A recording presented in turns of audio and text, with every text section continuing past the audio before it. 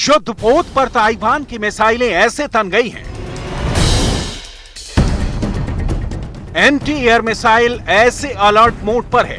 Radar दिन रात चीन की हरकत पर नजर गड़ाए हुए है। चीन के फाइटर जेट पर गोले बरसाने के लिए ताइवान का ऐसा इंतजाम है।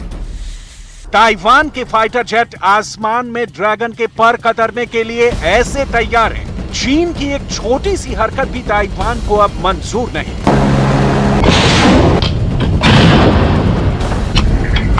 जब चीन की तोप गरज रही थी, ड्रैगन के बॉम्बर उड़ रहे थे, आसमान से समंदर तक बारूदी कोहराम मचा था, ठीक उसी वक्त ताइवान में कुछ ऐसा चल रहा था जिससे ड्रैगन के सीने पर सांप लूट रहा था। ताइवान की लेडी प्रेसिडेंट फ्रंट लाइन पर पहुंचकर अपने जवानों का हौसला बढ़ा रही थी।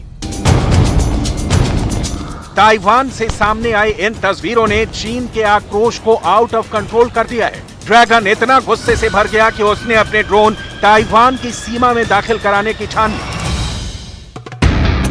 चीन के ड्रोन ताइवान की ओर बढ़ चले, लेकिन ताइवान भी चीन को मुंह तोड़ जवाब देने के लिए तैयार था। चीन के ड्रोन ने ताइवान में घुसपैठ किए तो ताइवान ने बिना देर लगाए फायर खोल दिया। ताइवान ने इसे वार्निंग शॉट करार दिया। चीन के ड्रोन पर ताइवान ने पहली बार गोली चलाई है, साथ साथ ड्रैगन को चेतावनी भी दी है। दूसरी तरफ चीन ड्रोन भेजकर यह साबित करने में जुटा है कि ताइवान के खिलाफ मिलिट्री एक्शन के लिए वो तैयार है। रिपोर्ट के मुताबिक चीन का ड्रोन चीन के तट के पास ताइवान के कब्जे वाले द्वीप में दाखिल होने की कोशिश कर रहा था, लेकिन ताइवान की जवाबी गोलाबारी के बाद ड्रैगन का ड्रोन वापस लौटा है। ताइवान के रक्षा मंत्रालय ने कहा कि मंगलवार शाम 5:59 पर एक ड्रोन एक बार फिर एडन द्वीप पर प्रतिबंधित हवाई क्षेत्र में घुसा है। रक्षा बलों ने प्रोटोकॉल के मुताबिक चेतावनी जारी की, लेकिन चीन का ड्रोन वापस लौटने की बजाय आसमान में मंडराता रहा। फिर ताइवान के सैनिकों ने गोलियां चलाई और उसे वापस जाने के लिए मजबूर कर दिया। ड्रोन शाम लगभग 6 बजे जियामेन की ओर लौट गया।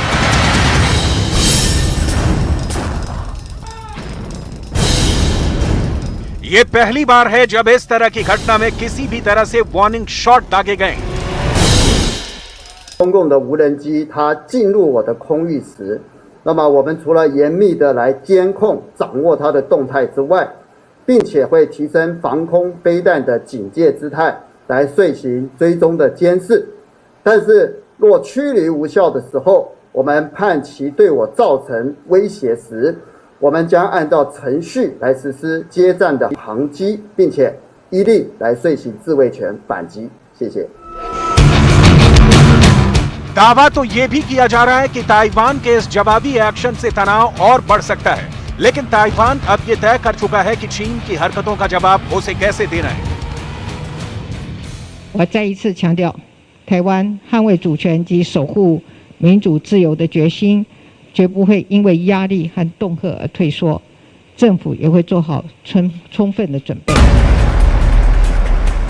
अगर ताइवान चीन से लड़ रहा है, चीन की हर चुनौती का डटकर सामना कर रहा है, तो इसके पीछे सिर्फ एक हस्ती है। एक जांबाज सिंघनी के अदम्य साहस ने चीन की चूलें हिला रखी हैं। इस वंडर वुमन का नाम है साई इन वेई। ताइवान की लेडी प्रेसिडेंट। वो दिलेर हैं, जिद्दी हैं, जुनूनी हैं और चीन को वक्त आने पर माकूल जवाब देने का सौगंध खा रखी है। 我要告诉大家，敌军越是挑衅，我们越要冷静。我们不会让对岸有不当的借口来制造冲突。我们不会挑起战端，我们自我克制，但不表示我们不会反制。我已经下令国防部适时采取必要 而且强力的反制措施，捍卫国家的领空安全。 ताइवान के इलाके में चीन के ड्रोन लगातार अपना दखल बढ़ाते जा रहे हैं, लेकिन अमेरिका को चीन का ये रवैया रास नहीं आ रहा है। अब व्हाइट हाउस की तरफ से चीन को धमकी वाले अंदाज में कहा गया है कि चीन ताइवान में न्यू नॉर्मल जैसे जो हालात पैदा कर रहा है, उन्हें हरगिज बर्दाश्त नहीं किया जाएगा। चीन जो कुछ भी न्यू नॉर्मल करना चाहता है, हम उसे हरगिज कबूल नहीं करने वाले हैं। यही वजह है कि अमेरिका ने अपने दो लड़ाकू जहाज ताइवान स्ट्रेट में भेजकर चीन को सीधी चुनौती दी। ताइवान स्ट्रेट में अमेरिका के युद्धपोतों के पहुंचने से सिर्फ चीन ही नहीं, पूरी दुनिया में खलबली मच गई। ताइवान के लिए चीन की हर धमकियों को अमेरिका नजरअंदाज कर रहा है। अमेरिका ने इस एक्शन से साफ कर दिया है कि वो वही कर रहा है जो उसे करना है। सुपर पावर अमेरिका के ZZ ड्रैगन की सांसें फूल रही हैं। सिवाय विरोध करने के चीन चाह कर भी अमेरिका का कुछ नहीं बिगाड़ पा रहा। 挟洋自重，以美谋独，是当前台海局势紧张的根源。美国打着西太平洋地区稳定的幌子，赤裸裸地试图以台制华。 ताइवान स्ट्रेट में अमेरिका के एक नहीं बल्कि दो युद्धपोत दस्तक दे चुके हैं। इससे अमेरिका और चीन के बीच हाई टेंशन 7वें आसमान पर पहुंच गई है। चीनी राष्ट्रपति शी जिनपिंग अमेरिका के इस कदम से बिल्कुल बौखला गए हैं। अमेरिका का ये 7वां बेड़ा है जो दुनिया का सबसे भीषण और प्रलयंकारी युद्धपोत कहा जाता है।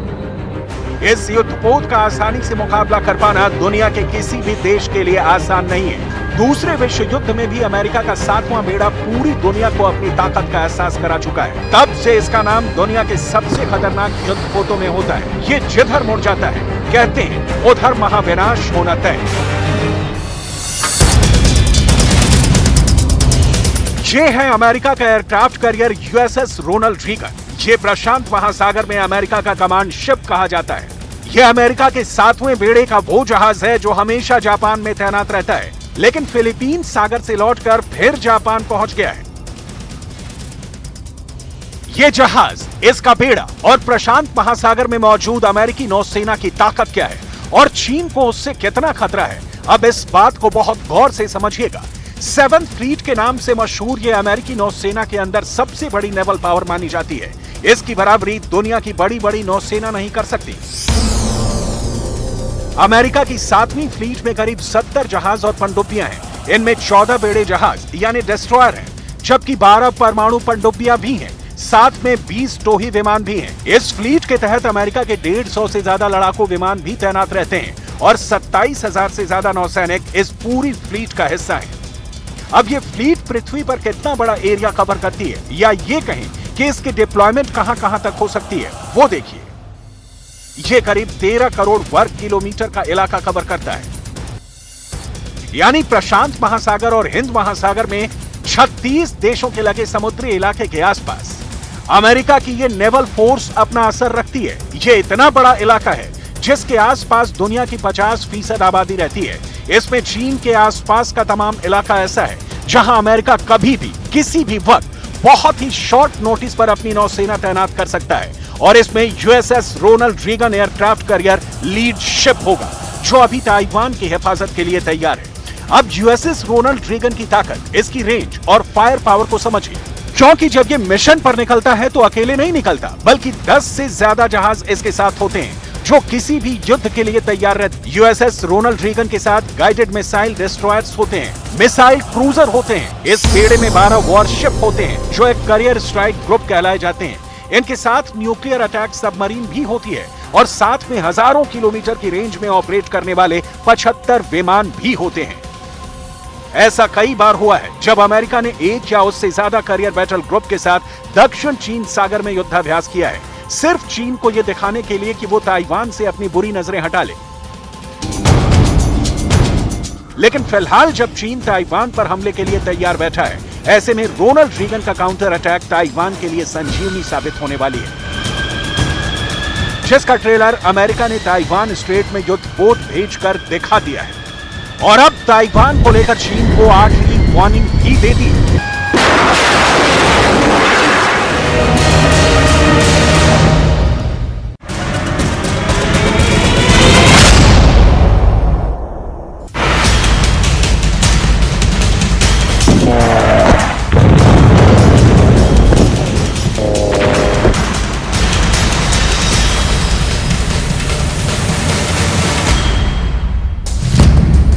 चीन का सुपर सीक्रेट हथियार, जिसके बारे में दुनिया बहुत कम बातें जानती है।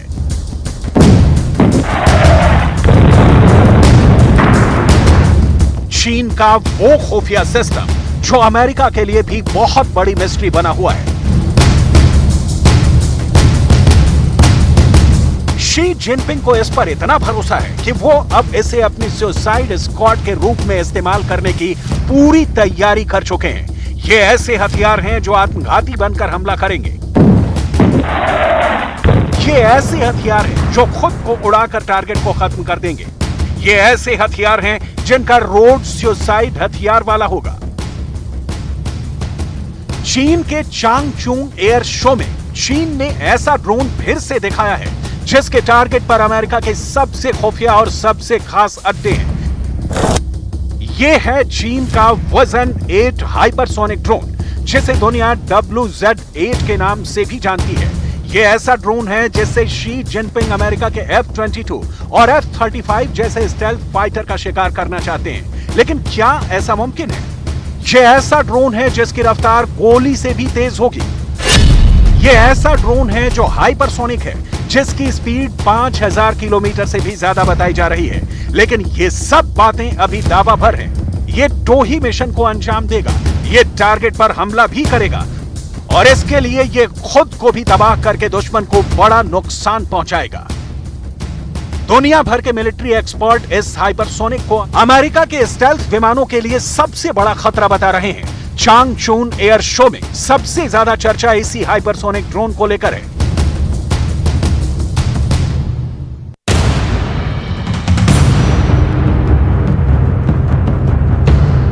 चीन ने सबसे पहले इस ड्रोन को 2019 की परेड में दुनिया को दिखाया था। अक्टूबर में चीन ने बीजिंग में इस ड्रोन को सड़क पर उतारा, जिसे पूरी दुनिया ने देखा। इससे पहले इस ड्रोन की सिर्फ कुछ धुंधली तस्वीरें ही सामने आई थी, लेकिन अब परेड से निकलकर के ड्रोन चीन के एयर शो में शामिल हो चुका है और अब एक तरह से चीन पूरी दुनिया को धमका रहा है कि उसका ड्रोन कितना खतरनाक वेपन सिस्टम हो सकता है। ऐसा चीन ने तब किया है जब ताइवान को लेकर अंगारे भड़क रहे हैं। ताइवान के साथ अमेरिका और जापान को भी युद्ध की धमकी दी जा रही है।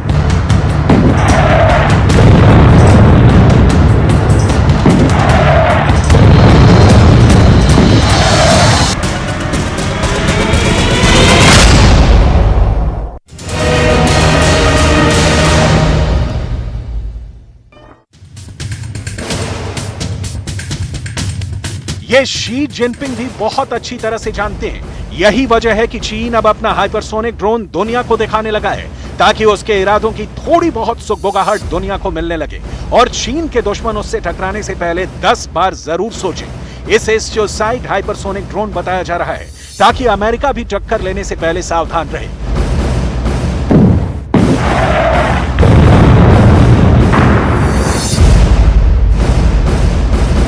लेकिन चीन की टेक्नोलॉजी तो चाइनीज ही है। इस पर कितना भरोसा किया जाए, क्योंकि चीन की नीति तो हमेशा अपने दुश्मन को उलझाने और उसके अंदर गलतफहमी रखने की ज्यादा रहती है।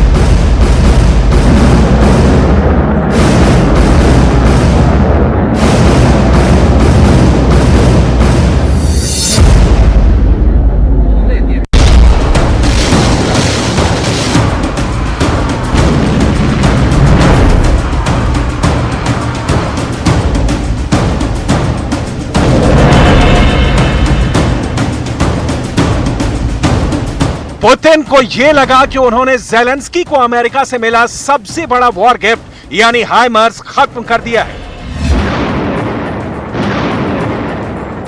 पुतिन ने यूक्रेन के उन गोदामों को नेस्तोनाबूद करवा दिया था जहां पर हाइमर्स के रॉकेट स्टोर किए गए थे। इसलिए क्योंकि जब हाइमर्स के रॉकेट ही खत्म हो जाएंगे तो हाइमर्स भी किसी काम नहीं आएगा। इसके बाद पुतिन ने अमेरिका के खतरनाक हाइमर्स लॉन्चर्स को ट्रैक करके रूस से अपनी मिसाइलों से हमले कर दिए। पुतिन ने यह ऐलान भी करवा दिया कि रूस की आर्मी ने अमेरिका के ब्रह्मास्त्र खतरनाक हाइमर्स को खत्म कर दिया है। लेकिन पुतिन के साथ बहुत बड़ा धोखा हो गया। पुतिन की रणनीति तो सही थी, लेकिन ज़ेलेंस्की ज्यादा चालाक निकले, क्योंकि आज भी ज़ेलेंस्की के पास हाइमर्स मौजूद हैं। पुतिन की आर्मी ज़ेलेंस्की के जंगी तिलिस्म में फंस गई।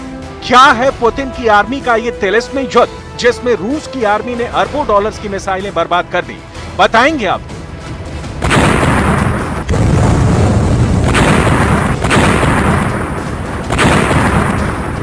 यूक्रेन और रूस की खुरेज जंग से अब तक हजारों वीडियो सामने आ चुके हैं। इन वीडियो को देखकर दुनिया दहल चुकी है। लेकिन अब जो वीडियो सामने आया है वो इतना खतरनाक और खौफनाक है कि पुतिन कभी नहीं देख पाएंगे। रूस का कोई भी नागरिक इस तरह के वीडियो देख नहीं पाएगा। आखिर क्या है इस वीडियो में, बताएंगे आपको।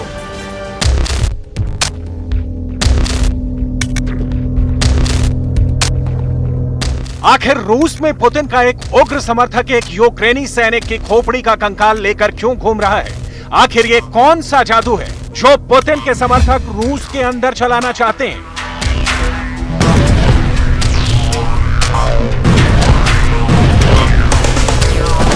रूस ने खार्किव पर एक के बाद एक कई ताबड़तोड़ हमले कर डाले हैं।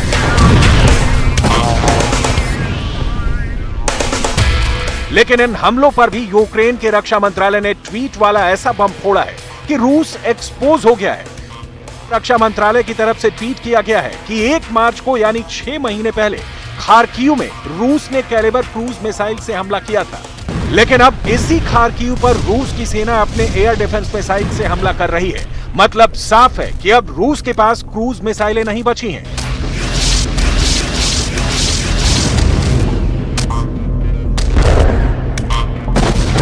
दरअसल ज़ेलेंस्की ने उसी युद्ध नीति का सहारा लिया है जिससे दूसरे विश्व युद्ध के समय ब्रिटेन के प्रधानमंत्री रहे चर्चिल ने हिटलर को भी परास्त कर दिया था। सबसे पहले बात करेंगे ज़ेलेंस्की की उन चर्चिल वाली चालों की जिसने पुतिन की नाक में दम कर दिया है। ज़ेलेंस्की ने कीव के अंदर बैठकर ही ऐसा माइंड गेम खेला है कि पुतिन की मिसाइलों का जखीरा ही खत्म होता जा रहा है। ये इंटरनेशनल हेडलाइंस देखिए। रिपोर्ट में कहा गया है कि यूक्रेन लकड़ी से बने नकली रॉकेट लॉन्चर का इस्तेमाल कर रहा है ताकि रूस बेकार लक्ष्यों पर मिसाइल बर्बाद कर सके। ये एक और हेडलाइंस देखिए। रूस की सेना ने नकली यूक्रेनी हथियारों पर कीमती मिसाइलें बर्बाद करके पुतिन को शर्मिंदा कर दिया। ये है यूक्रेन का युद्ध में रूस के लिए खतरा बना हाइमर्स। ज़ेलेंस्की पहले ही ये समझ गए थे कि रूस हाइमर्स पर हमले करने वाला है, इसलिए उन्होंने लकड़ी के नकली हाइमर्स बनवाए जो दिखने में असली हाइमर्स जैसे थे।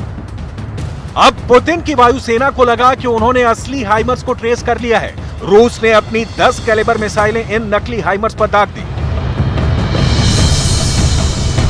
लेकिन अमेरिका के अखबार वॉशिंगटन पोस्ट ने यह खुलासा किया कि पुतिन की आर्मी धोखा खा गई। अब विचार कीजिए, 1 कैलिबर मिसाइल की कीमत 52 करोड़ रुपए है और ऐसी 10 कैलिबर मिसाइल की कीमत 520 करोड़ रुपए है। इस तरह लकड़ी के खिलौने जैसे नकली हाइमर्स को नष्ट करने में पुतिन की आर्मी ने 520 करोड़ रुपए का नुकसान कर दिया। सोचिए ये कितना बड़ा नुकसान है।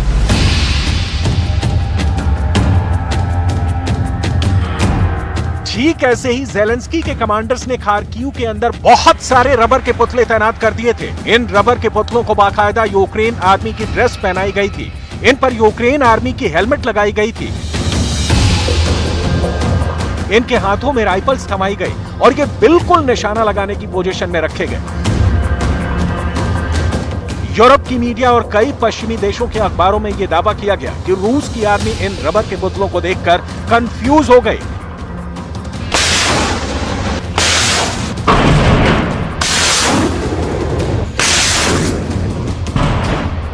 इस तरह के रबर के पुतलों को देखकर रूस के फाइटर जेट्स ने भारी मात्रा में बम बरसाए। रबर के पुतलों को हवा में उड़ते हुए देखकर रूस को मिशन सक्सेसफुल लगा, जो बाद में धोखा साबित हुआ, क्योंकि रबर आर्मी असली नहीं बल्कि ज़ेलेंस्की की फेक आर्मी यानी नकली आर्मी है। दरअसल फेक आर्मी या फिर डमी आर्मी वाली चाल सेकेंड वर्ल्ड वॉर में ब्रिटेन के प्रधानमंत्री विंस्टन चर्चिल ने भी इस्तेमाल की थी। एडोल्फ हिटलर की ताकत इतनी ज्यादा बढ़ चुकी थी कि उन्होंने अपने फाइटर जेट्स को लंदन के आसमान में भेज दिया था और उसके बाद हिटलर ने लंदन पर इतने बम बरसाए कि पूरा लंदन खंडहर में तब्दील हो गया।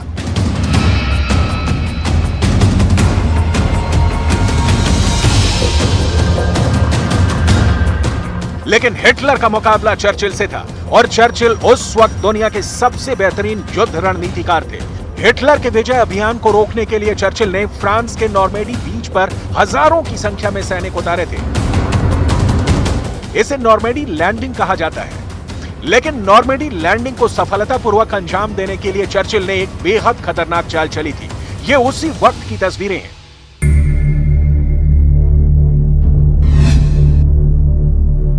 देखिए, ये है इंग्लैंड का डोवर बीच। जिस समय नॉर्मैंडी में ब्रिटेन और मित्र देशों को अपनी सेनाएं उतारनी थी, उसी समय इंग्लैंड के डोवर बीच के पास ही चर्चिल ने पूरी फेक आर्मी खड़ी करवा दी थी। इस सीक्रेट ऑपरेशन का कोड था ऑपरेशन 45। चर्चिल ने रबर के टैंक बनवाए जिसमें हवा भर दी गई। चर्चिल ने रबर की तोप बनवाई जिसमें हवा भरकर बिल्कुल असली तोप जैसा लुक दिया गया। इतना ही नहीं, रबर की बख्तरबंद गाड़ियां तैयार करवाई गईं। डोवर बीच पर पूरी रबर आर्मी खड़ी कर दी गई। दरअसल ये सब करवाने के पीछे मकसद यही था कि हिटलर की सेनाओं का ध्यान नॉर्मैंडी से हटा दिया जाए ताकि फ्रांस के तट पर कब्जा आसान हो जाए, और हुआ भी बिल्कुल ऐसा ही। चर्चिल की इस चाल में हिटलर ऐसा फंसे कि धीरे धीरे फ्रांस ही नहीं, कई देश हिटलर के चंगुल से बाहर निकल गए। कुछ इसी तरह यूक्रेन भी पुतिन को मात देने के लिए फेक आर्मी का इस्तेमाल कर रहा है।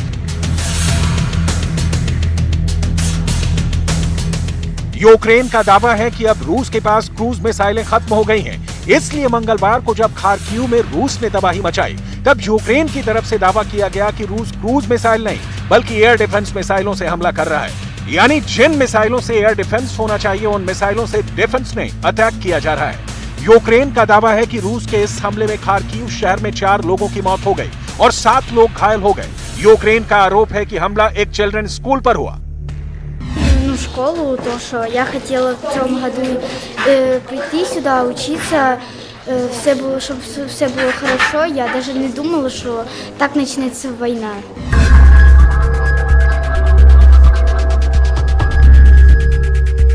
यूक्रेन का यह भी आरोप है कि ईस्ट यूक्रेन के ड्रोजिका में रूस ने अपनी मिसाइलों से 2 स्कूलों को निशाना बनाया है। खेरसोन पर नियंत्रण के लिए ही रूस ये हमले कर रहा है। जंग की वजह से इन स्कूलों में बच्चे नहीं आ पा रहे हैं और ऑनलाइन क्लासें चल रही हैं। इस वजह से किसी की मौत की खबर नहीं है। ज़ेलेंस्की की आर्मी भी रूस के इन हमलों का बहुत खतरनाक बदला ले रही है। यूक्रेन से एक ऐसा ही दिल दहला देने वाला बहुत भयानक वीडियो आया है। दावा यह किया जा रहा है कि यह वीडियो खेरसोन इलाके का है, जहां फ्रंट लाइन पर रूस के जवान यूक्रेन की गोलीबारी से बचने के लिए खाई में छुपकर मूवमेंट कर रहे थे, लेकिन यूक्रेन से आया एक गोला खाई पर फट गया। इस खतरनाक वीडियो ने रूस के लोगों को परेशान कर दिया है।